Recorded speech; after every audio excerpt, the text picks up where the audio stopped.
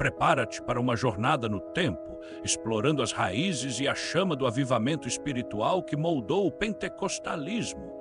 Antes de mergulharmos nas profundezas do mover de Deus nos dias atuais, convido você a assistir ao vídeo número 1, Pentecostes e Pentecostalismo.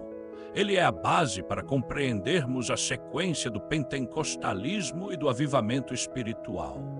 Nele desvendaremos os marcos dos avivamentos de Topeka, a força de País de Gales e a explosão de Azusa Street, eventos que acenderam o fogo em todo o mundo e que ainda hoje arde em nossos corações. Avivamento, no contexto cristão evangélico, significa um renascimento espiritual, onde há profunda renovação na fé e no relacionamento com Deus. É um mover sobrenatural que restaura o fervor, a santidade e a obediência à palavra. Na Bíblia, avivamento está ligado ao arrependimento e ao reavivamento da fé.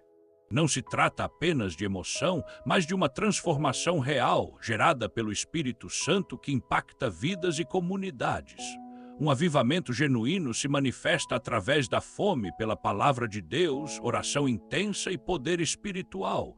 Ele produz mudanças duradouras, como conversão, santificação e influência positiva na sociedade.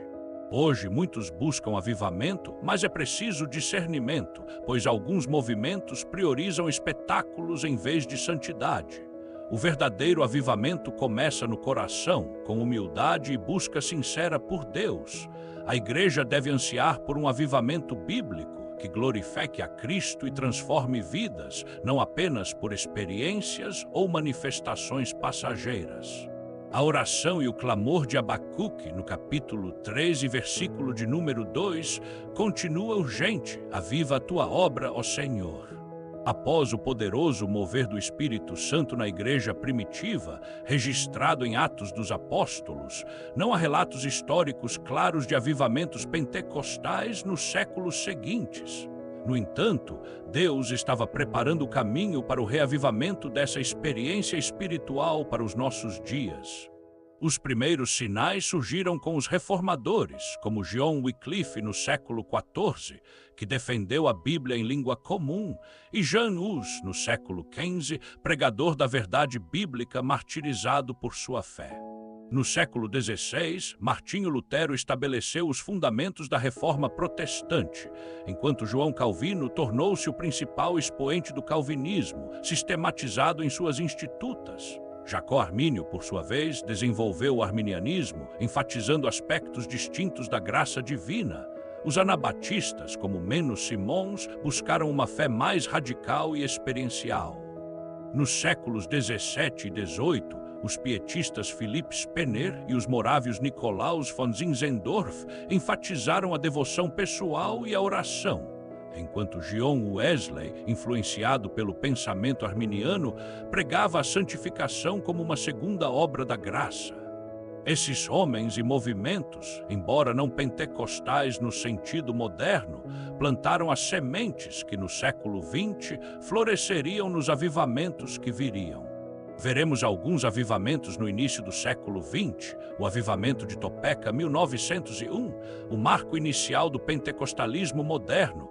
No início do século XX, em uma pequena escola bíblica no estado do Kansas, nos Estados Unidos, ocorreu um evento que mudaria o curso do cristianismo, o avivamento de Topeka de 1901. Esse avivamento é considerado o primeiro registro histórico moderno do batismo no Espírito Santo com a evidência de falar em línguas, tornando-se a base do movimento pentecostal.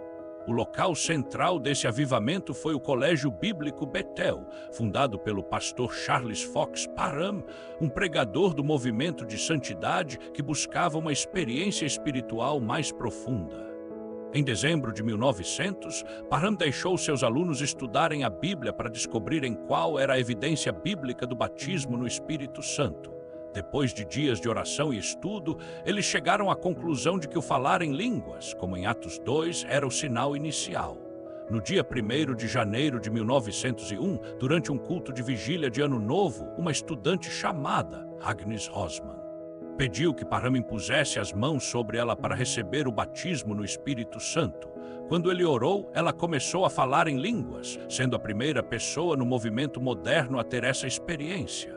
Nos dias seguintes, outros alunos e o próprio Parham também receberam o mesmo batismo, confirmando a doutrina de que as línguas eram a evidência inicial.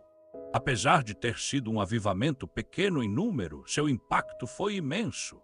Parham passou a pregar essa experiência em outras cidades, levando o movimento a se espalhar pelo Texas e, posteriormente, influenciando William Seymour, o líder do grande avivamento da Rua Azusa em 1906.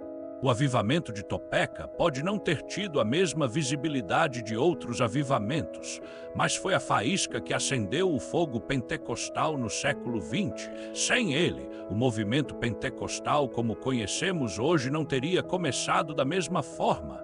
Sua ênfase na experiência do Espírito Santo e no poder sobrenatural da fé continua a influenciar milhões de cristãos em todo o mundo. O avivamento do país de Gales de 1904 a 1905 foi um dos maiores movimentos espirituais da história moderna, transformando comunidades inteiras através de um poderoso derramamento do Espírito Santo. Tudo começou em uma pequena cidade chamada Lougor, no sul do país de Gales, quando um jovem mineiro de 26 anos, Evan Roberts, foi profundamente tocado por Deus durante um culto na Capela Moriá. Roberts, que havia orado por 13 anos por um avivamento, experimentou uma intensa convicção espiritual e começou a pregar com um fervor incomum, destacando 4 princípios simples: arrependimento sincero, abandono completo do pecado, fé viva em Cristo e obediência radical ao Espírito Santo. As reuniões se espalharam rapidamente, começando na vila de Blainanerch, onde o Espírito agiu poderosamente durante um culto liderado por Seth Joshua. Homens, mulheres e crianças eram tomados por uma profunda convicção de pecado, muitos chorando e confessando publicamente suas faltas. As minas de carvão, os pubs e os tribunais ficaram vazios, enquanto as igrejas transbordavam de pessoas buscando a Deus. O jornalista W.T. Stead registrou que em menos de 2 meses, mais de 70 mil pessoas se converteram e o crime diminuiu drasticamente em várias cidades. O avivamento foi marcado por espontaneidade. Não havia pregadores famosos ou programas elaborados, apenas orações fervorosas, cânticos emocionantes e testemunhos poderosos. Até crianças de 10 anos lideravam reuniões cheias do Espírito.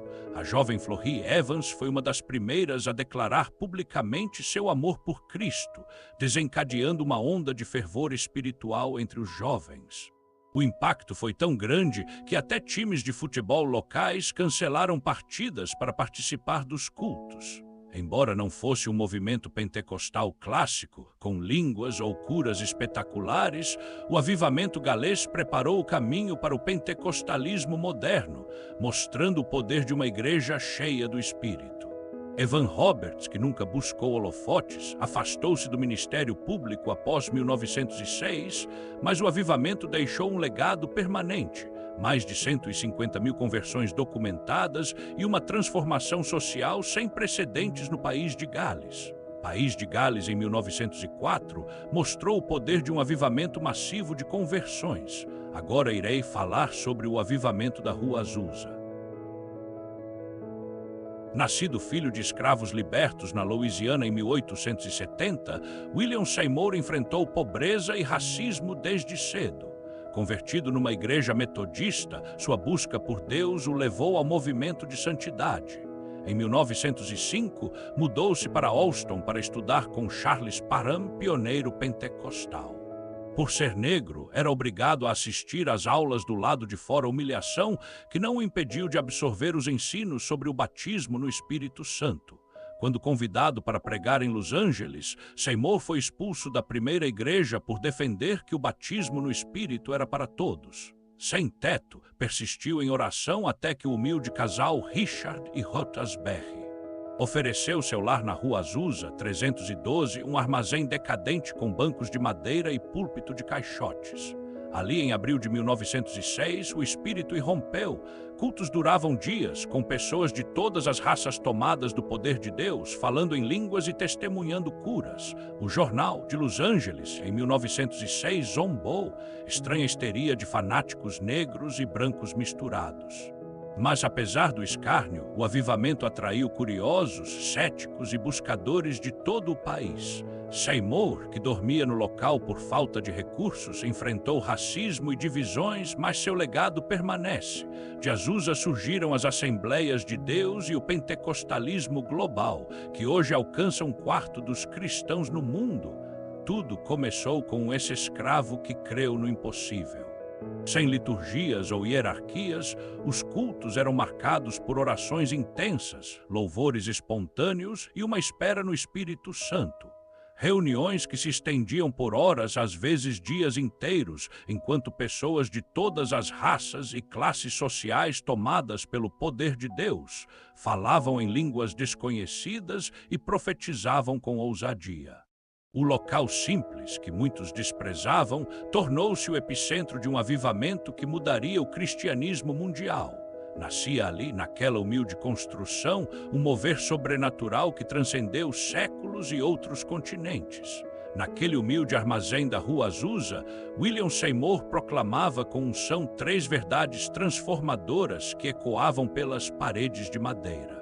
A salvação pela fé em Cristo Jesus era anunciada com poder e convicção.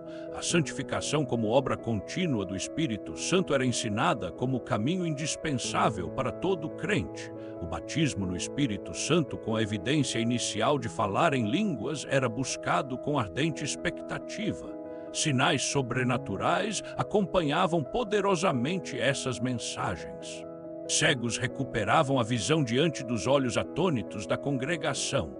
Paralíticos levantavam-se de suas macas, testemunhando o poder curador de Deus. Até um surdo-mudo foi completamente curado durante um culto, começando a ouvir e falar para glorificar ao Senhor. O fogo espiritual era tão intenso e contagioso que missionários partiam dali com urgência para todas as direções. A América Latina recebia os primeiros mensageiros deste avivamento. África via brotar as sementes do pentecostalismo em seu solo. Europa era impactada por essa nova onda do Espírito. Cada testemunho, cada milagre, cada vida transformada alimentava o mover divino. As reuniões se prolongavam até altas horas da noite, com pessoas tão cheias do Espírito que mal podiam conter a alegria. A presença de Deus era tão palpável que até os céticos que visitavam o local saíam convencidos do poder sobrenatural. Nenhuma barreira racial, social ou denominacional conseguia conter esse mover celestial.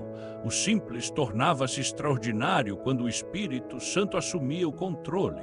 A história do cristianismo estava sendo reescrita naquele lugar improvável. O avivamento da Rua Azusa marcaria e marcou para sempre a trajetória da igreja em todo o mundo. Multidões espremiam-se dentro do velho armazém da Rua Azusa, enquanto centenas mais se aglomeravam do lado de fora, tentando ouvir através das janelas abertas. O local, que mal comportava algumas dezenas, via sua capacidade esgotada diariamente por buscadores ávidos. Pessoas de todas as raças e classes sociais amontoavam-se nos corredores, escadas e até no telhado precário.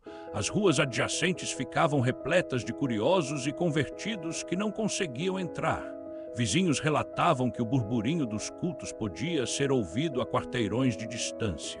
A polícia era frequentemente chamada para controlar o fluxo humano que bloqueava a rua. Muitos testemunhavam ter recebido o batismo no Espírito Santo ainda do lado de fora do prédio. Tal era a intensidade espiritual do lugar. O fogo do avivamento queimava tão forte que nem as paredes do velho armazém podiam contê-lo. Seymour enfrentou duras batalhas para manter viva a chama do avivamento. O racismo ergueu suas barreiras cruéis, pois muitos brancos recusavam-se a ser liderados por um pastor negro. A pobreza apertava seu ministério, com ofertas tão escassas que ele precisava dormir no próprio prédio da igreja. As divisões internas feriam seu coração quando seguidores como William Durham questionavam publicamente sua liderança. A oposição religiosa tentava sufocar o mover, com críticas severas aos fenômenos espirituais. A imprensa local ridicularizava os cultos, chamando-os de histeria coletiva. As condições precárias do velho armazém desafiavam a continuidade das reuniões. A fadiga física ameaçava esgotar suas forças após noites inteiras de oração. Mesmo assim, contra todas as adversidades, o avivamento ardia por 3 anos intensos. De 1906 a 1909, cultos diários enchiam o local de buscadores famintos por Deus. O fogo do Espírito superava toda resistência humana. A persistência de Seymour escreveu uma das páginas mais gloriosas da história da Igreja que jamais serão apagadas. Apesar do declínio físico do local, o avivamento da Rua Azusa espalhou suas brasas pelo mundo inteiro. As Assembleias de Deus surgiram em 1914 como fruto direto desse mover, tornando-se a maior denominação pentecostal do planeta. O movimento carismático dos anos 60 bebeu dessa fonte, levando renovação espiritual a igrejas tradicionais de todas as denominações. Avivamentos modernos, como o de Toronto em 1994 e Pensacola em 1995, carregavam claramente o DNA espiritual de Azusa. Seymour partiu em 1922 na obscuridade, mas as sementes que plantou germinaram além de qualqueres. Hoje o pentecostalismo representa 1/4 de todos os cristãos no mundo, são mais de 600 milhões de fiéis. Tudo começou num velho armazém de madeira, com um pastor negro e pobre que ousou crer no impossível. O fogo que ardeu em Azusa continua aceso em milhares de igrejas ao redor do globo. Nenhuma perseguição ou dificuldade conseguiu apagar essa chama. O legado de Seymour permanece vivo em cada culto cheio do Espírito Santo. O avivamento que muitos julgaram passageiro transformou-se em um dos maiores movimentos espirituais da história. A Rua Azusa provou que Deus usa o que o mundo despreza para realizar suas maiores obras. O crescimento explosivo do povo evangélico no Brasil, uma transformação religiosa e social.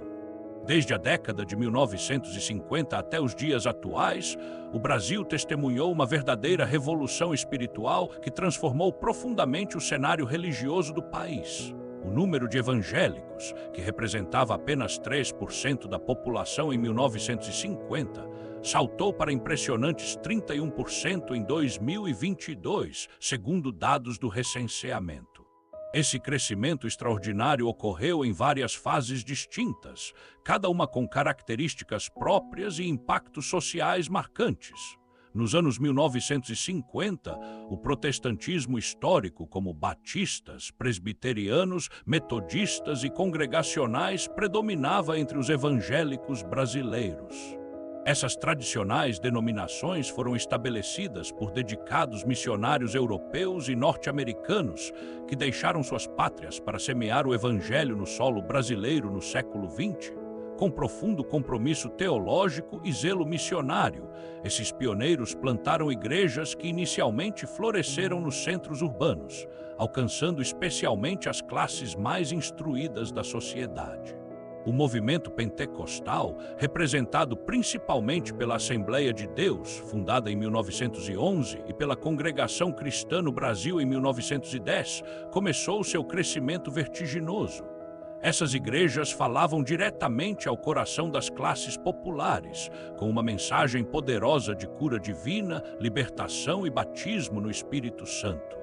Seus cultos emocionais, com manifestações espirituais intensas, contrastavam com a formalidade das igrejas históricas. Com louvores e hinos avivados, os testemunhos de milagres e a linguagem simples conquistaram os trabalhadores, os marginalizados e as donas de casa das periferias urbanas.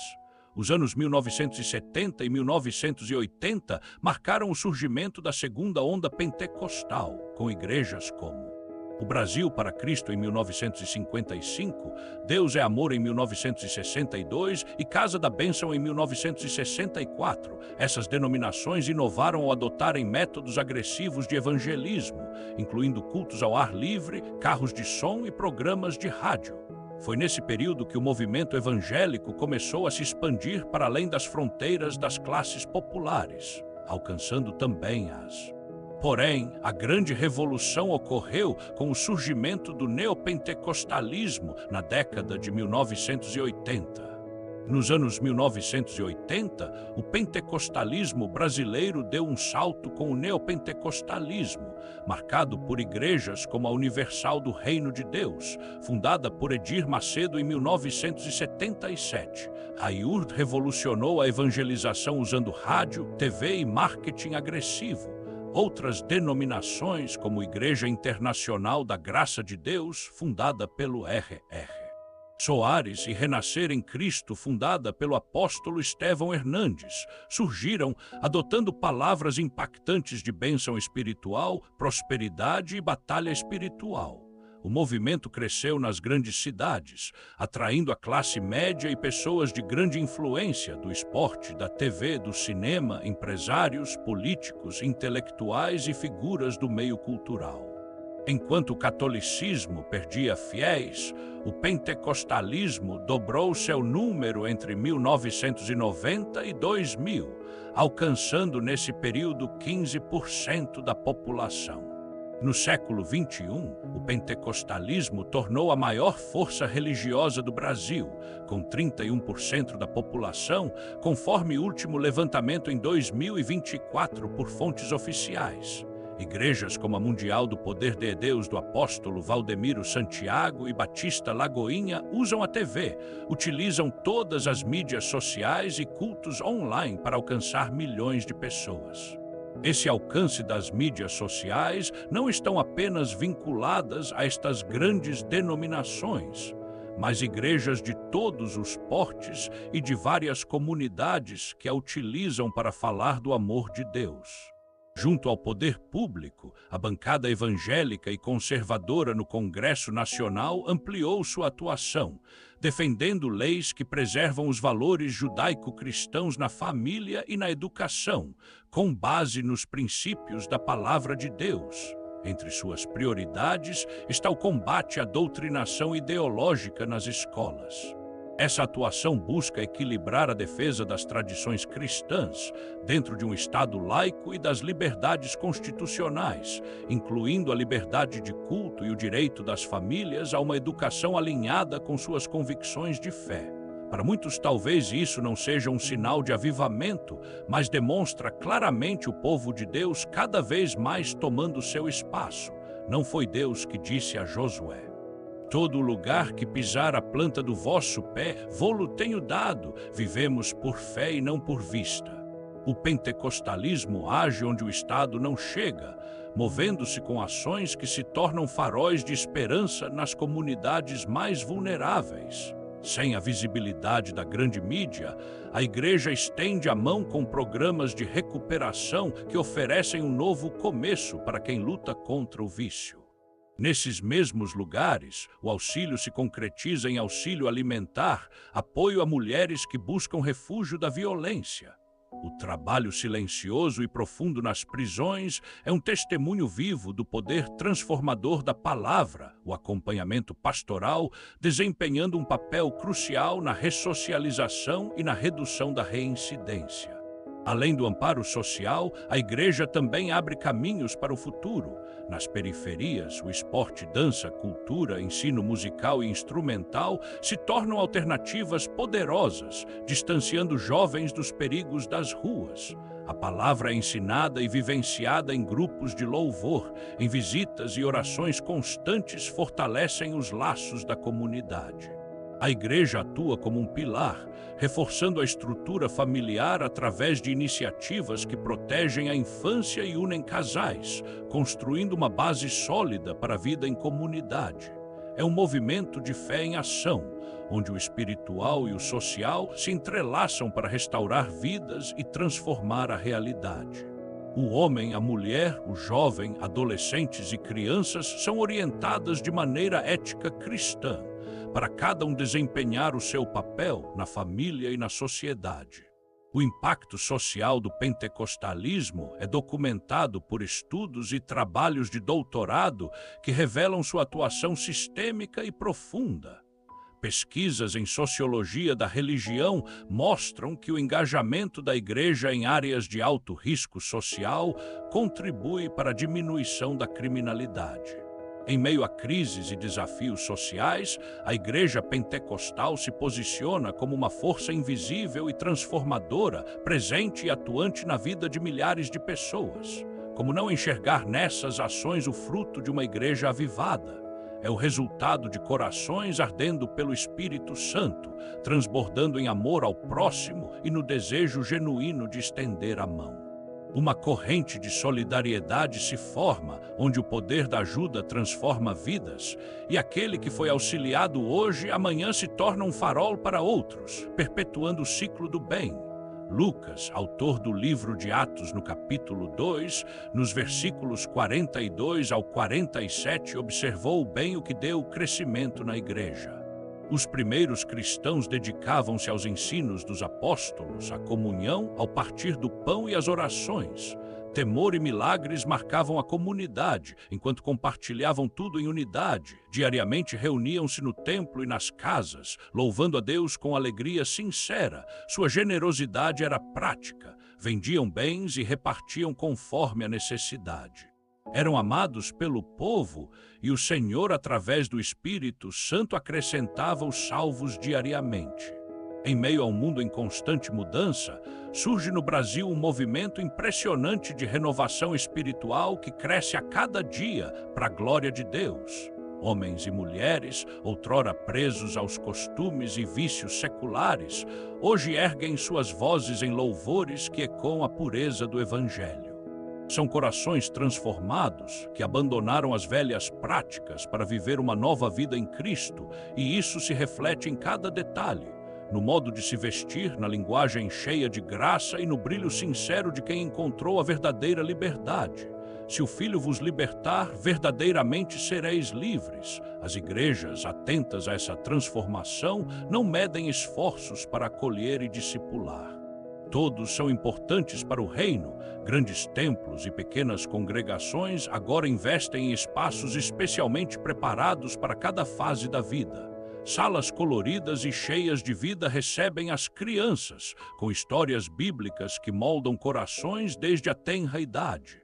Os pré-adolescentes encontram um ambiente seguro, onde a palavra é ensinada com criatividade e relevância. Já os adolescentes e jovens, tão pressionados pelo mundo, descobrem um refúgio de comunhão e propósito, onde a fé se torna real e vibrante. A música gospel, outrora esquecida por muitos, ressurge com força, tocando o coração de uma geração sedenta por adoração genuína.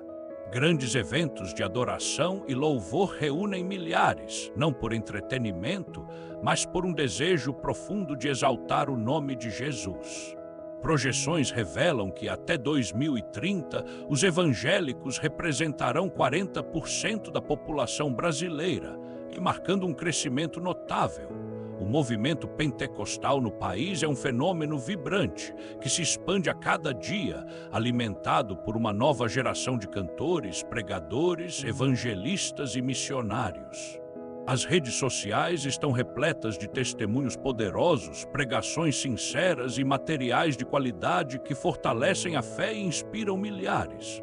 É importante salientar, contudo, que nada substituirá o culto presencial, a experiência de fazer parte de um corpo, da família cristã, da comunhão com a igreja e com os irmãos e da participação na ceia do Senhor. Em verdade vos digo, se não comerdes a carne do Filho do Homem e não beberdes o seu sangue, não tendes vida em vós mesmos. Quem come a minha carne e bebe o meu sangue tem a vida eterna, e eu o ressuscitarei no último dia. Pois a minha carne é verdadeira comida e o meu sangue é verdadeira bebida. Quem come a minha carne e bebe o meu sangue permanece em mim e eu nele. Evangelho de João, capítulo 6, versículos 53 a 58. Não podemos ignorar as raízes humildes desse avivamento. O mover de Deus na Rua Azusa, no início do século XX, começou com um homem simples, em um lugar sem luxo ou estrutura imponente. O Senhor não precisou de grandes recursos ou templos suntuosos para derramar seu espírito. Esse legado nos lembra da importância da simplicidade e da dependência de Deus. Valores que devem continuar guiando nossa jornada. Em 2030, o pentecostalismo brasileiro seguirá moldando vidas, oferecendo esperança e transformação em todas as esferas da sociedade. Novas formas de comunicação, como cultos online e conteúdos digitais, alcançarão ainda mais pessoas sem perder a essência do Evangelho. Estas estratégias fazem parte do ID de Jesus. Conforme Evangelho de Mateus, no capítulo 28, versículos 18 a 20, como grande comissão da Igreja do Senhor, porém, quando o Espírito Santo descer sobre vocês, vocês receberão poder e serão minhas testemunhas em Jerusalém, em toda a Judéia e Samaria e até nos lugares mais distantes da terra. Livro de Atos, capítulo 1, versículo 8, que esse fogo continue aceso, levando avivamento a cada coração e renovando nossa nação com o poder de Deus. Essa mensagem edificou sua vida? Então curta, comente, inscreva-se e ative o sininho para não perder as próximas publicações do canal. Deus te abençoe.